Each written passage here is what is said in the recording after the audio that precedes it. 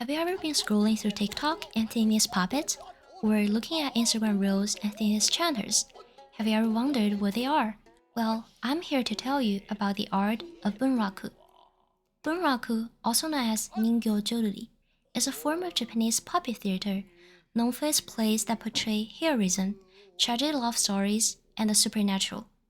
With stories that stem from traditional Japanese tales, historical events, or drama of the time period, Bunraku is an art form that attracts thousands across the globe. From its wild puppetry to its enchanting chanters to the majestic shamisen, I'm here to walk you through everything you need to know about Bunraku. Let's start with its history. Bunraku originated in the Azuchi Momoyama period during the 16th century and can be broken down into four major periods: the formation period, developmental period, golden period, and finalization period. Originally named Ningyo Jōruri, it combined narrative music, shamisen, and doll manipulation.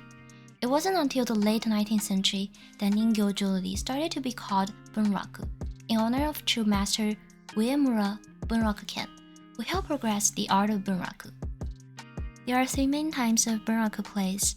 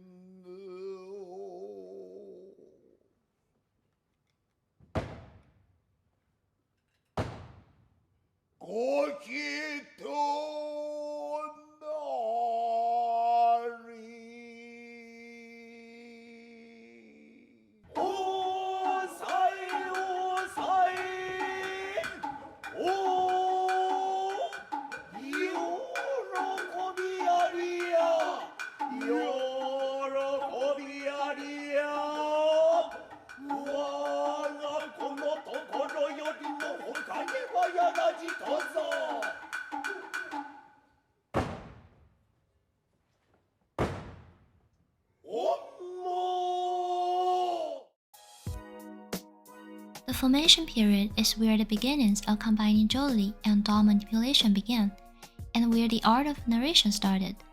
Ningyo jōruri became very popular in Kyoto and Osaka, and different schools of Ningyo jōruri developed. The developmental period, which begins during the mid-Edo period, is where we see many different famous Bunraku playwrights begin popping up. Up until this point, the main form of plays were jidaimono, or historical plays. These plays were based on real historical events or historical fiction, and featured main characters that were often samurai or aristocrats.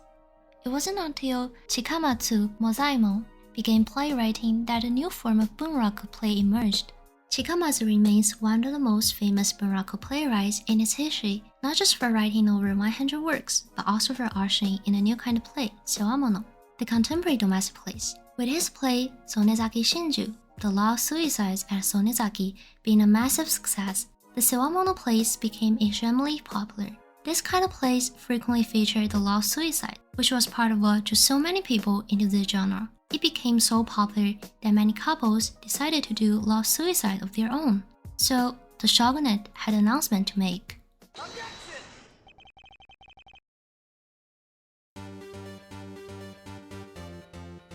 At the end of the Edo period, the golden period of Bunraku began. This saw the evolution of the three puppeteers' operation and of long plays. During this time, the dolls evolved to become more human-like in terms of their eyes, mouth, and fingers. They became more precise and required more than one puppeteer to operate. As such, it became normal for dolls to be operated by 3 puppeteers rather than 1. Furthermore, as the plays began to get longer and more complex, it was common practice for multiple playwrights to work together on works of art. This gave birth to the 3 masterpieces. The final period of Bunraku began at the end of the Edo period or at the beginning of the Meiji period, and spanned through the Taisho, Showa, Heisei, and Reiwa periods.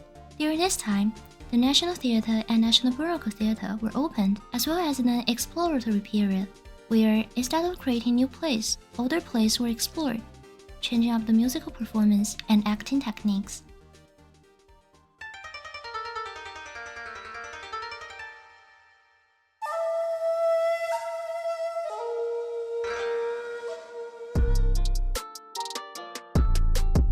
Bunraku dolls are handcrafted by expert craftsmen. Individual parts are carved out of blocks of cypress wood. The first step in creating a Bunraku doll is to make the head. Measurements are taken, and a sketch is drawn on a block of cypress wood, which is later hand-carved out.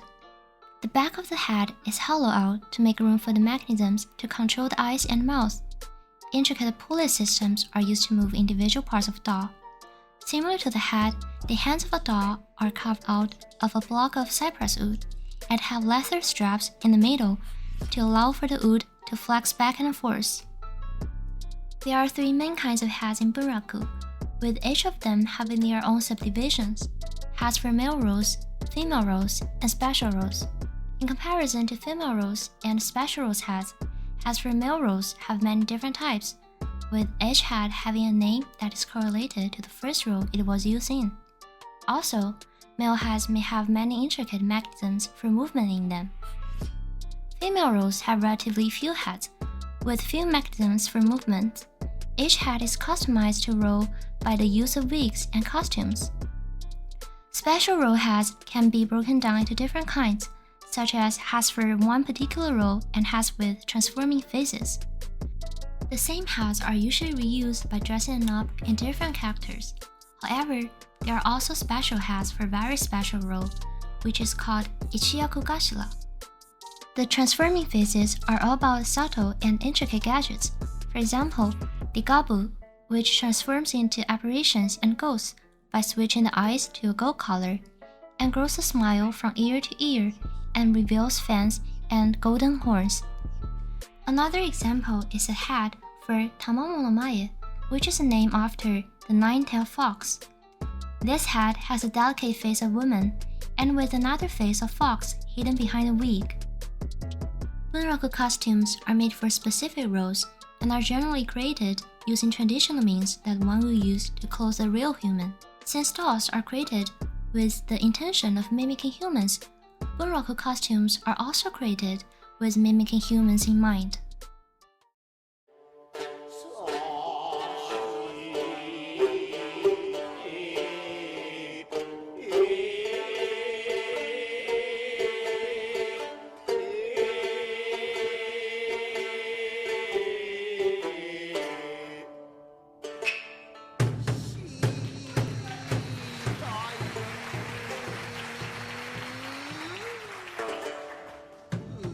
Bunraku puppeteers work in groups of 3 to control one puppet.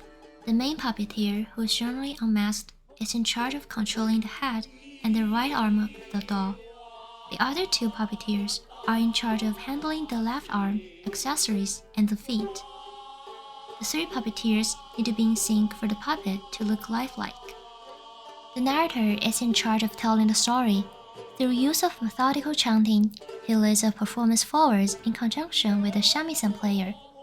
The style of narration is called Gidayubushi, which consists of kodoba, the lines that the characters are saying, ji, the narration or depiction of the scene, and fushi, scene in line with the shamisen. The narrator must be able to fluctuate his voice to be able to express different characters and different emotions of them. It's said that a narrator's voice doesn't set in until age 50, and their style of chanting is not set in until age of 60, making an art for very delicate professionals and supports the development of master-student relationships. The shamisen player sits next to the narrator and helps to lead the performance forwards. The shamisen's role is to keep the puppeteers and the narrator in sync with each other. When we compare Bunraku to other Japanese intangible heritage in broader cultural context, Bunraku again stands out for its special plots and lines. Bunraku's dialogue is like poetry in motion.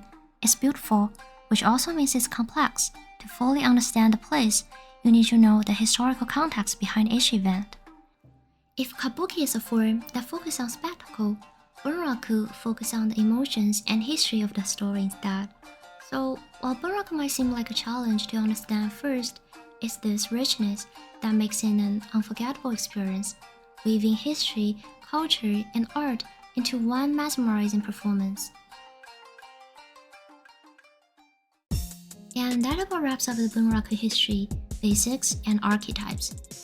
If you find yourself in Japan, you can view a Bunraku performance for yourself at the National Bunraku Theater in Osaka, with performances being held monthly with a range of different plays, experiencing the rich cultural atmosphere that centuries of history have accumulated, appreciating the lifelong dedication of the performers, and enjoying the fascinating performances themselves.